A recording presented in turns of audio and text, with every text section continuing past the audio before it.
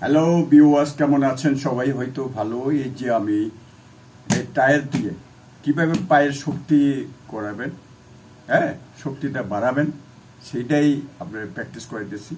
হ্যাঁ, সিসাও আমাদের হাতে যেমন আমরা সিসা করি না, সেম জিনিস দ্বারা এইভাবে এই যে এইভাবে এইটা করবেন। এখান থেকে এই এখান থেকে পাতা এইভাবে নেবেন, এই নিয়ে এইভাবে নিয়ে এইভাবে এই এই এটা কিন্তু অনেক ইয়ে, ঠিক আছে? এই তারপরে এইভাবে নিয়ে যাবেন, এই পা শক্তিতে বাড়াবার জন্য এই যে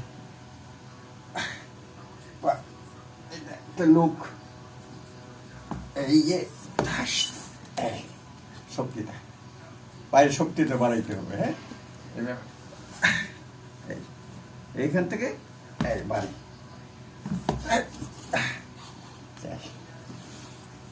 পায়ের পা দিয়ে সিসাও করে এই আছে না, এখান থেকে তুইলা এখান থেকে পা নিতে।